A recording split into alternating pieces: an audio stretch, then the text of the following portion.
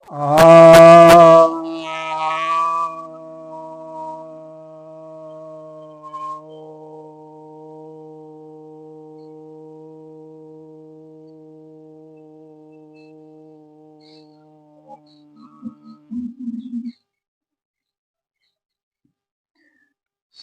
भक्तजनों को सप्रेम नमन।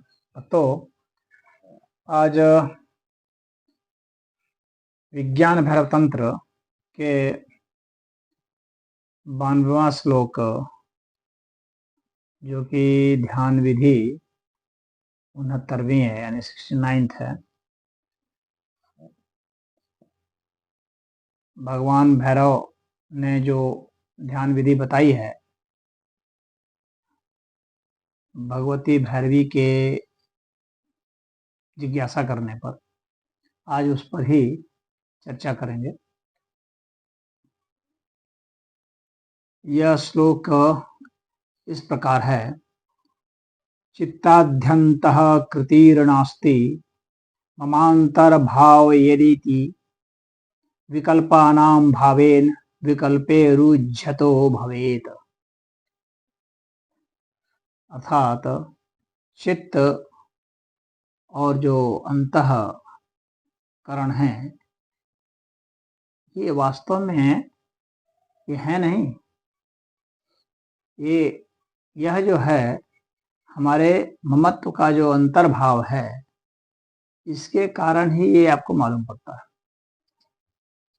विकल्पों में भटकने के कारण ही यह संसार है, और विकल्प से जब हम परे हो जाते हैं तो फिर कुछ नहीं रह जाता है, और हमें वास्तविक जो तत्वबोध है वह हो जाता है।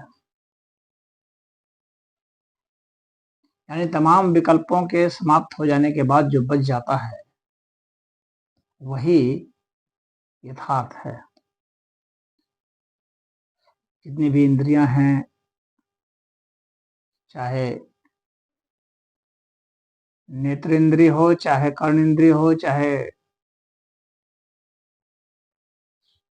घ्राण इंद्रिय हो, चाहे रसेंद्रिय हो, चाहे त्वक इंद्रिय हो,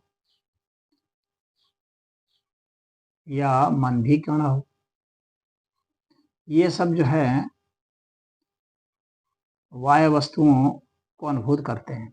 और मन का जो सूक्ष्म तल है, जो अंदर महसूस करता है, अंतःकरण है, चित्त है, ये भी जो है ये भी विकल्पों में ही रमते हैं, क्योंकि ये भी अनुभूत करते हैं किसी न किसी चीज को। तो यहाँ पर यही बता रहे हैं भगवान भैरव कि ये विकल्पों की सत्ता में जब तक कोई घूमता है, जब तक कहता है कि देखो ये है, ये है, आखिर किस चीज से महसूस करता है? जो चीज है वह, और जिसे महसूस करता है वह, जिस चीज को महसूस करता है वह, ये सब पृथक पृथक सत्ता यानी विकल्प ही सिद्ध करते हैं। तो जब तक विकल्पों में हम मौजूद हैं, तब तक एक तरह से हम संसार में ही मौजूद हैं। चाहे अंदर का संसार हो, चाहे बाहर का संसार हो, है तो संसार ही। क्योंकि यहाँ परिवर्तन हो रहे हैं, यहाँ विकल्प हैं, यहाँ नाना प्रकार की वस्तुएं हैं, नाना प्रकार की अवस्थाएं हैं।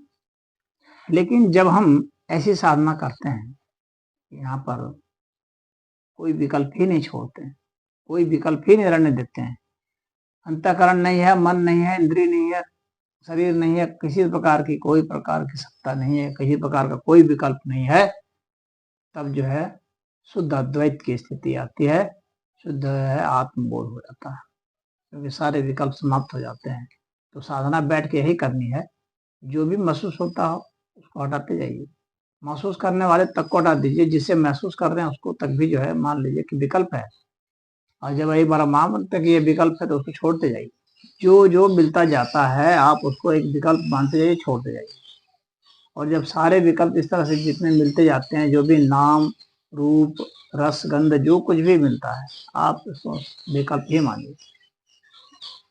और जब सारे ये सब विकल्प जो है समाप्त हो जाएंगे, जब कुछ भी आपके पास नहीं रहेगा अनुभूत करने के लिए, उसके बाद की जो सत्ता है, जिसको आप अनुभूत तो करते हैं लेकिन कह नहीं सकते कि अनुभूत किया, इस तरह की अनुभूति कि आप कह नहीं सकते कि मैंने इसको अनुभूत किया, इस चीज को अनुभूत किया, वही वास्तव में शुद्ध स्वरूप है, जिसको कि आपको बाद में पता चलता है। उस समय तो आपको कुछ भी इसका एहसास नहीं होता, वो अलग ढंग की अनुभूति होती है जिसमें आप कुछ भी नहीं, शब्द नहीं कह सकते, शब्द, रूप, चित्र, गंध, कुछ भी ये सब नहीं होते। किसी प्रकार की न कोई तरंग है, न कोई लहर है। और कुछ लोग कहते हैं प्रकाश देख लिया, प्रकाश देख लिया, प्रकाश की अनुभूति हो गई। अरे प्रकाश भी एक विकल्प ही है, प्रकाश की अनुभूति कोई महान अनुभूति नहीं है, अंदर की अनुभूति है, लेकिन कोई ऐसा ये नहीं है विकल्प ही वो अभी। सारे प्रकाश अंधकार सब समाप्त हो जाने के बाद जो बच जाता है। इसीलिए नेति नेति का शास्त्र में जोर दिया गया है, इनकार करने का। ना इति ना इति, यह भी नहीं, यह भी नहीं, सबको इनकार करते जाओ, क्योंकि सब विकल्प है। और उसके बाद जो बच जाता है वह शुद्ध स्वरूप जो है, भैरव रूप अपने आप आ जाएगा। हरि ओम।